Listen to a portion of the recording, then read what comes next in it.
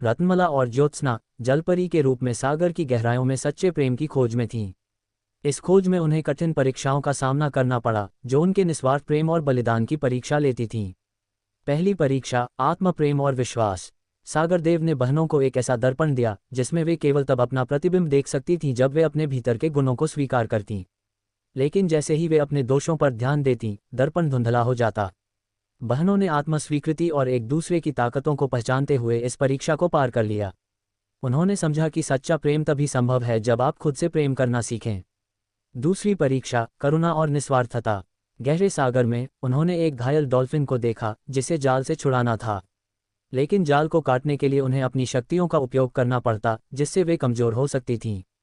ज्योत्सना ने निस्वार्थ भाव से अपनी शक्ति का बलिदान कर डॉल्फिन को मुक्त किया। उनकी करुणा ने दिखाया कि सच्चे प्रेम में निस्वार्थता का महत्व होता है। तीसरी परीक्षा, बलिदान का अर्थ। आखिरी परीक्षा सच्चे बलिदान की थी। बहनों को एक जादुई मोती लाने को कहा गया, जो केवल उन तक पहुंच सकता था जो दूसरों के लिए अपना सब कुछ छोड़ने को तैयार हों। रत्नमला ने ज्योत्सना के लिए अपने जीवन का बलिदान करने का निर्णय लिया, लेकिन जैसे ही वह बलिदान देने को तैयार हुई, सागर देव प्रकट हुए। उन्होंने कहा, सच्चे प्रेम में त्याग और बलिदान की भावना होती है। तुमने ये साबित कर दिया है। सागर देव ने बहनों को आशीर्वाद दिया और कहा, तुम दोनों ने सच्चे प्रेम की परिभाषा को समझा है, आत्म प्रेम, करुणा और बलिदान। अब तुम अपने पुराने जीवन में लौट सकती हो।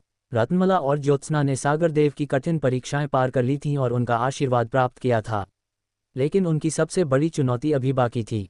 राज्य पर एक प्राचीन श्राप का साया था जिसने सब कुछ अंधकार में डाल दिया था। इस श्राप को तोड़ने के लिए बहनों को अपने साहस, करुणा और बुद्धिमानी की अंतिम परीक्षा देनी थी। राज्य पर यह श्राप वर्षों पहले एक पराजित जादूगरनी कालमाया ने लगाया था। उसने कहा था, जिस दिन इस राज्य की राजकुमारियां अपनी सच्ची शक्ति को पहचानेंगी, तभी यह श्राप टूटेगा। इस श्राप ने राज्य की खुशहाली को खत्म कर दिया था। खेत सूख चुके थे, नदियां गंदली हो गई थीं और लोग दुख और रोगों से घिर गए। बहनों ने राज्य के प्राचीन ग्रंथों और विद्वानों से इस श्राप का रहस्य जानने की कोशिश की।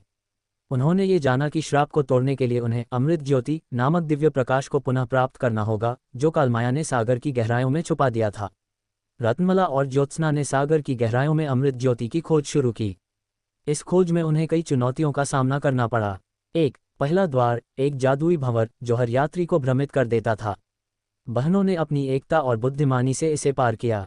दूसरा द्वार, एक खतरनाक राक्षसी मछली जो उनकी परीक्षा लेने आई। उसने उनसे पूछा, तुम अपनी प्रजा को बचाने के लिए क्या बलिदान कर सकती हो? बहनों ने उत्तर दिया, हम अपनी शक्तियां भी छोड़ सकते हैं, अगर यह हमारी प्रजा की भलाई के लिए हो। उनकी निस्वार्थता देखकर मछली ने उन्हें आगे जाने दिया।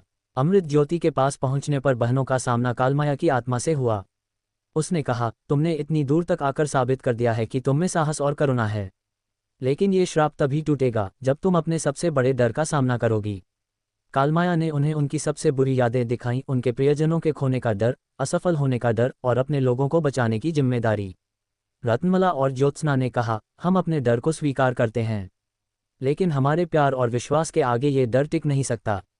उनकी सच्चाई और साहस देखकर अमृत ज्योति फिर से चमक उठी।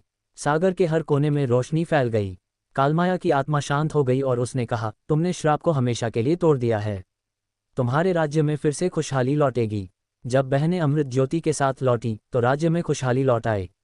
सूखे खेतों में हरियाली छा गई, नदियां फिर से स्वच्छ और निर्मल हो गईं। लोगों के चेहरे पर मुस्कान लौट आए। राजा और रानी ने दोनों बहनों को गर्व से गले लगाते हुए कहा, तुमने न केवल श्राप को तोड़ा है, बल्कि अपने राज्य को एक नई दिशा दी है। ये कहानी सिखाती है कि साहस, निस्वार्थता और विश्वास से हर श्राप को तोड़ा जा सकता है। सच्ची शक्ति हमारे भीतर छुपी होती है, जिसे पहचानकर हम किसी भी चुनौती का सामना कर सकते हैं। तो दोस्तों, ऐसे ही मज़ेदार कहानी को देखने के लिए कृपया हमारे इस वीडियो को लाइक एवं चैनल को सब्सक्राइब जरूर करें। धन्यवाद।